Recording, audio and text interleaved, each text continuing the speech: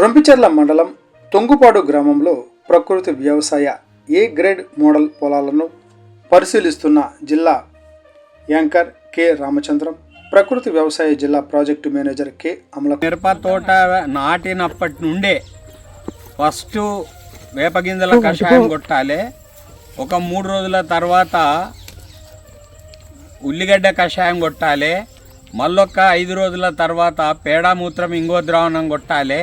Trips mites 2 sucking పెస్ట్లే కాబట్టి ఆ రెండింటికి నివారణ ఉంటుంది. తర్వాత ఫిష్ అమైనో యాసిడ్ కానీ ఎగ్ అమైనో యాసిడ్ కానీ అదో గ్రోత్ ప్రమోటర్. ఇట్లా ఏదన్నా మొక్కలు గ్రోత్ సరిగ్గా లేదు అంటే అది కొట్టంగానే మనకు గ్రోత్ బాగా వస్తుంది. కాబట్టి ఫిష్ అమైనో యాసిడ్ లేకపోతే ఎగ్ మీ దగ్గర ఏది ఉంటే అది కొట్టేసేయాలి.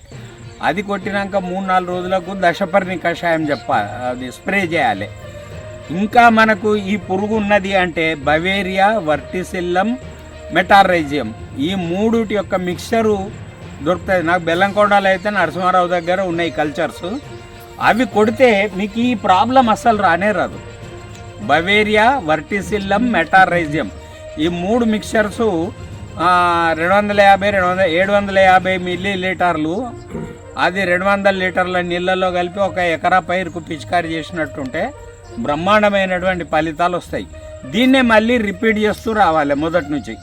అంటే కషాయం కొట్టాలి, గ్రోత్ ప్రమోటర్ కొట్టాలి, కషాయాలు కొట్టాలి, గ్రోత్ ప్రమోటర్. ఏదన్నా పౌడరీ మిల్డ్యూ లాగా వస్తే పేడామూత్రం ఇంగువ ద్రావణంతో పోతుంది. అవసరమైతే పుల్లటి మజ్జిగ ఇంగువ అది కూడా బాగా పనిచేస్తుంది. ఈ ప్రాక్టీసే చెయ్యాలి. చేస్తే మిర్చి ఉంటుంది. మిర్చి అన్నిటికంటే సెన్సిటివ్ క్రాప్.